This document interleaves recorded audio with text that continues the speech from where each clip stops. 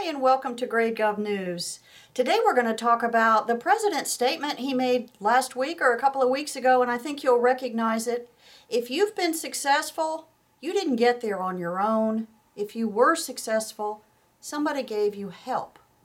And then, of course, the president goes on to say nice things about teachers, somebody in your life, a great teacher. And then he also goes on to talk about somebody who has helped, the Americans have helped create the system of our roads and bridges. You know, this statement cuts right to America's DNA, right to who we are as far as economic freedom. And it seems like, to me, the president just doesn't get it. Think about it. What happens every April 15th?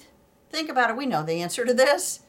We pay taxes. That's right. We give a portion of our money to the federal government. We write the federal government a check, so to speak. What happens every payday? Every time we get paid, whether you get paid once a week or once a month, what happens there?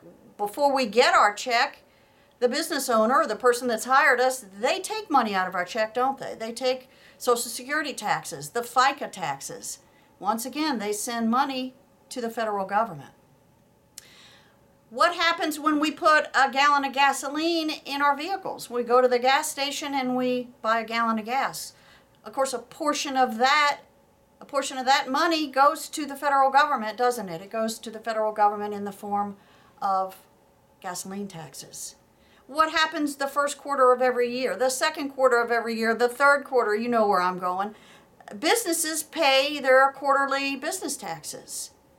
So without businesses in America, without our economic freedom from the government couldn't hire the great teachers. And I'm betting a lot of us can remember a wonderful teacher that affected our lives in a positive way.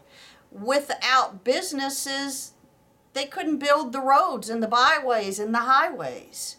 Without businesses hiring employees, we couldn't buy the gasoline to pay the gasoline tax.